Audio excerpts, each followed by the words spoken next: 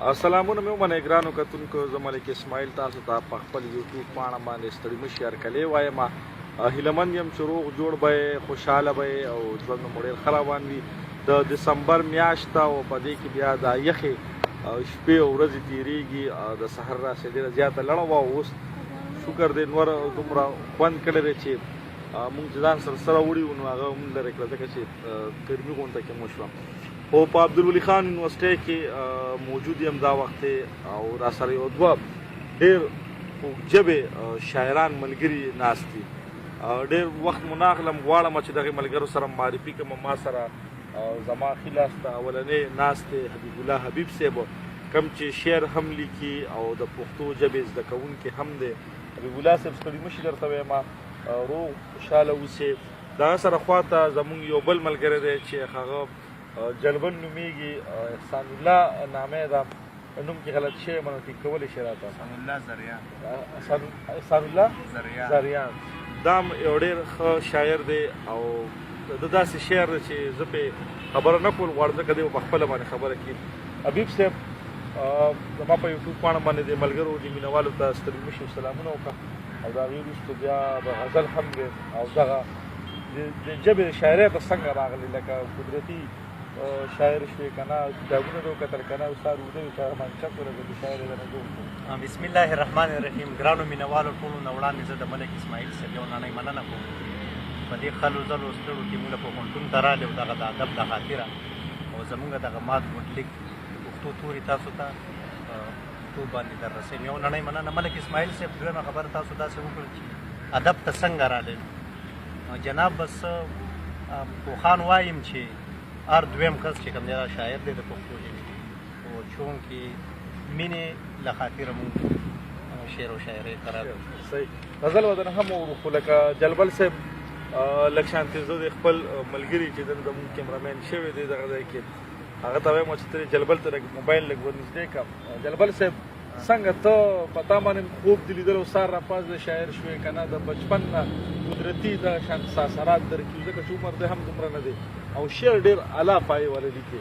بس مننه ستاسو نظر ښه نظر دی، چونکې د وړوکوالي نه به داسې وه چې د سکول په کاپو کې او په دې سیزونو کې ما چې شعرونه لیکل را لیکل او شوق هم ورسره و، اورېدل به او د نورو هغه خلکو به م کتل. خو بیا وروسته داسې یو وخت راغلی چې په خپله په موږ کې دا یو جذبه را پیدا شوله چې یاره خپل لیک ولې ونه کړو او بیا د هغې نه وروسته چې څومره مطالعه کوله نو بیا پوه شو د دې په مقصد باندې د دې هغه چې پښتو ژبې ته په دې کې څومره فایده ده، نو هغې نه خبر شو نو بیا هم خپل لیکل محفوظ کول شروع کړل او خپل لیکل کوو. صحیح. دا وخت چې کوم زما د کیمرامینۍ ډیوټي ترسره کړي نو محمد بلال نومیږي، د پښتو ژبې زده کوونکی دی، د پښتو څانګې طالب علم دی. لومبۍ پوښتنه حبیب صاحب ډېره مختصر او اسانه، ځکه ډېر خلک وایي چې دا بچپن نه چې شاعر وي چې لکه مطلب دا شاعري چې وي نو دا د خدای له طرف کې قدرتي وي، دغه شانتې ده که نه د دې لپاره د دې خپل الفاظونو سیلاب پوره کولو، بحر پوره کولو، کافیه ردیب په دې مې لږ پوه کړې چې دا قدرتي ستا په ذهن کې دا څیز پوره شي که نه ته بیا سبق ورته ووایې نو تا د به راټکي په خپله باندې پوره شي. ملک اسماعیل صاحب چونکې شاعر فطرتي شاعري او چونکې دی به زده کړه کوي د شعر د بحر کافیې ردیب دپاره او د هغې دپاره باقاعده دی به زده کړه کوي. لکه بې تعلیمه سړی شاعر نشي جوړېدی؟ نه دا غلطه ده. جوز خاطره فریدی صاحب یو ناموړی شاعر هغه تعلیم نه و داسې ډېر خو چونکې هغوی له به بل چې هغه کلام به لیکو که نه او هغه خیال به هغه ته په خپله راغی، خیال به راغی او مثال په طور بیا چې کوم د الفاظو اخري چې کومه مجموعه سړی راغونډوي نو بیا بحر او کافیه او رتیب او دغه څیزونه نو دا دته قدرتي ذهن ته راغلي که نه، دا بیا دې خپله ټیک کوي. ده ته فطرتي راځي که نه، خو چونکې د هغې بیا د ښه معیاري توګې دپاره زده کړم لازمي ده چې ښه کلام وي نو هغې دپاره. همدغه پوښتنه زما د جلبل صاحب نه ده. جلبل صاحب دا څنګه چې ما حبیب صاحب ته وویل چې لکه دا کم چې سبق یې نه ویلې او دا قدرتي شعر راځي، ځکه چې مونږ د پښتو دا دابونه وویل نو دې کې خامخا لفظونه مخکې وروستو داسې کېږي چې دا به ټیک کې نو دې لپاره څه کوی؟ سبق یې نه ویل به شعر نه شي. خوشحال بابا وایي چې یو له بله زده کوي د دنیا دود دی چې شاګرد نه شي استاد نه شي سړی. د شاعري چې کوم ده دا هم یو فن دی او یو فن هم بغیر له استاده نه زده کېږي. دا خبره ټیک ده چې شاعر چې کوم دی دا فطرتي وي ده ته الهام کېږي خو یو کاڼی قیمتي وي خو هغه به تراشي هغه به نور قیمتي کې نو چې یو سړی څومره د مطالعه کوي ځان د دې څیزونه خبرې ستا ذهن ته خو خیال رالی بیا اوس ته په کم چوکاټ کې باندې ته د غزل په چوکاټ ښه پوهېږي ته د نظم په چوکاټ کې هغه خپل خیال بیانې نو پکاره چې ته د هغه څیز نه خبرې چې ته اول غزل وپېژنې غزل څه شیز دی د دې هیئت څه دی د دې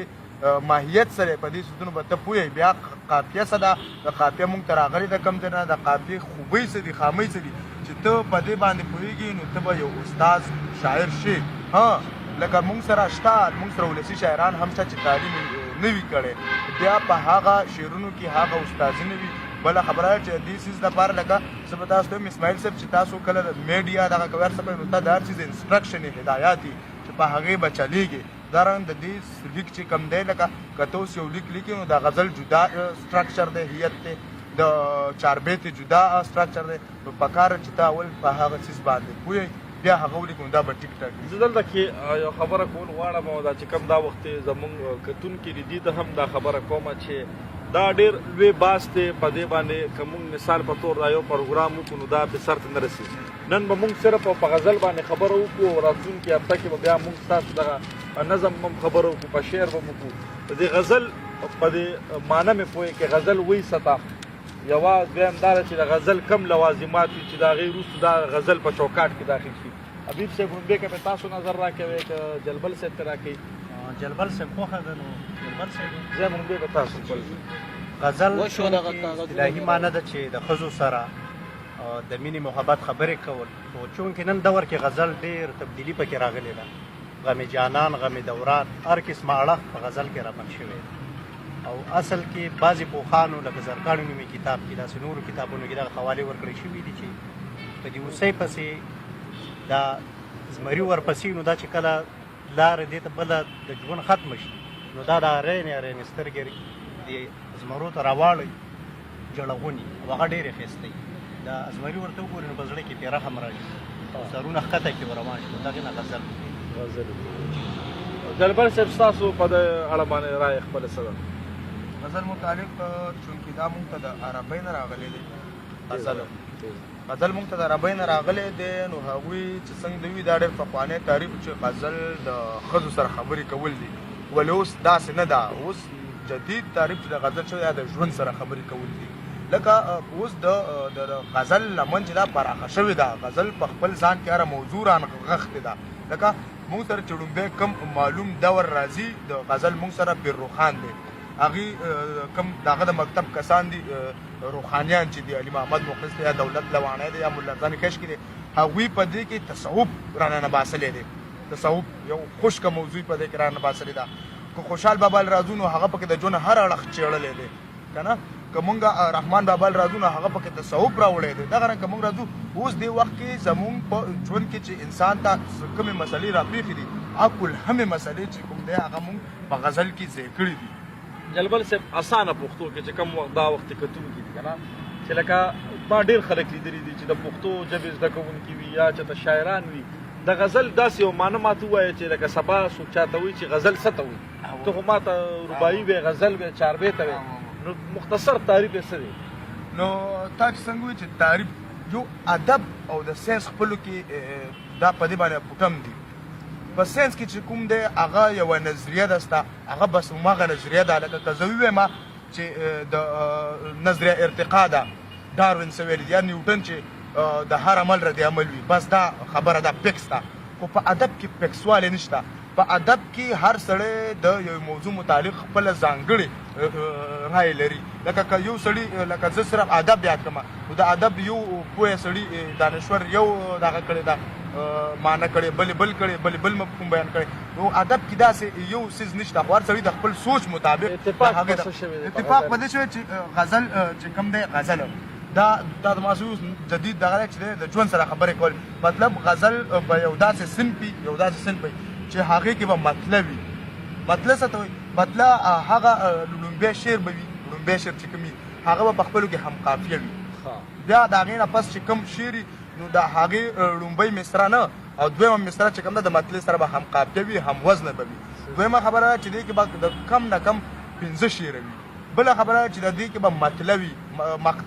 مقطع هغه شعر د آخري شعر چې په کې شاعر خپل نوم دغه کوي بله خبره چې د دې هر شعر چې د غزل هغه به جدا معنی لري لکه که ته د غزل نه یو شعر راوالې هر یو شعر د منځ راوالې هغه ښه جدا ښه پوره مفهوم ورکوي معنی او نظم داسې نه وي نظم چې تا ټول نظم نه وي راغستی د هغې په معنی په مقصد په دې کې مطلب زما زه سړی راغی یو کس راغی هغه د خپل ژوند یو کیسه یو داستان تا ته روړی صحیح ده نو په غزل کې به هغه ولې ټول بیاني مطلب د هغه په کیسه کې چې ختم شي دا غزل دی که نه بېل بېل د هر شعر بېله بېله معنی ده په شا باندې لکه ما یو نظم اورېدلو چې شنه خالونو نشیان کړو سلیقه مو پیدا نه کړه او د ډاکټرې سره تل دی که نه او بیا پکې دي زلیخه مو پیدا نه کړه زلیخې په شاته ځان له بیا یو تاریخ کې چې عیسی علیه السلام سره نو په دې مې پوهې کې مختصر چې لکه غزل کې به دې څه داسې څیز راوړي چې په یو څیز باندې دا کېږي مطلب په یو سبجیکټ باندې په یو خبر باندې مطلب په سترګو باندې چې ټول غزل لیکلی شي دا شته لکه زه تا ته ویم د حمزه بابا چې خدا یو په لسه زړه زما د مسلمانو تفکر مې د پښتون کا هغه چې مونږ ګورو که نه بیا نظم نما غزل یا غزل نما نظم چې دا غزل په سټرکچر او یو خیال پکې لګا ټول پکې د پښتو خیال دی خدا یو په لسه غزل کې یو خیال نه در شعر به جدا خیال لکه زه تا ته هر شعر به اوس په نظم کې چې کوم دی نظم کې به ټول یو خیالي په نظم بیا خبره کوو په غزل باندې نو غزل کې تا ته موي چې یو شعر تا راواغست لکه زه په یو شعر کې تا د دوران غم بیان کړی دی په بل شعر کې ته د جانان غم جاړې په بل کې پکې دا څه چې سړی پکې حقیقي ته لاړ شي په بل کې مجازي ته راشي لکه د هر شعر جدا جدا معنی په یو کې به ته سپرلی یادې بلکې به خزان یادې بلکې به جمع یادې دا هر شعر چې دی هغه جدا و کتونکي وي پوه شوي حبیب الله حبیب صاحب مختصر شانتې یو غزل دی خپل زما چې کوم وخت دا وخت کتونکي دي مینهوالو ته ډالۍ کړم ضرور ملک او اسماعیل لکتیز صاحب چې دا اوري ښه چې تاسو ته دې هم ډالۍ و دغې ګرانو مینهوالو ته اوس هم په ښار کې خو د ښار د خوی نه پال کوو اوس هم په ښار کې خو د ښار د خوی نه پال کوو او زه د خپل عزت خیا په هر حالت کې خیال کوم ډېر ښه دی مننه چې یو زه د ښار خانګوټې یخاني به بل چا خرڅه که زه د کلي پیغله یم جانان به کلیوال کوم ډېر ښه دی مننه چې یو دا ځل لیونی چې ګاڼۍ وکړم ګوړه خرڅه کړم دا ځل لیونی چې ګاڼۍ وکړم ګوړه خرڅه کړم دا ځل به غوږونو له والی دی په هر حال کوم ډېر ښه دی دا ډېر مننه چې یو کشر رور راولېږه سبا چې درله درې نن مازدیګر تاله به ګلونه په رومال کوم ډېر او ملک اسماعیل صاحب ته ورته ډالۍ چې ښکلي نري برید اوږده باڼه او ډوډۍ مخ ده یار ښکلي نري برید اوږده باڼه او ډوډۍ مخ ده یار ځان دې رانه روک کړو مننه چې یو نور به یې خانۍ څه صفتونه د جمال کوو ډېر ښه دی مننه چې یو ګل ځواني د خاورې په نشو او تماشو کړله بس که لیوني خدای د پاره درته سوال کوم ډېر ښه دی مکتارز ده چې نن یې وې خمزولو ته مینه په حبیب یم نن یې وې همزولو ته مینه په حبیب یم لاره یې څارمه انتظار یې په دیوال ډېر ښه دی حبیب حبیب صاحب ډېر ښکلی غزل دی او تا سره به موږ دغه شانتې وخت ملاقاتونه کوو خو جلبل صاحب مختصر شانتې غزل زما د یوټیوب پاڼې د مینهوالو کتونکو ته ډالۍ کړم تیز ښه غزل چې چینا رنگا گودر وران سوی نختر ده چینا رنگا گودر وران سوی نختر ده اور بلشوی می پسما هم پغر ده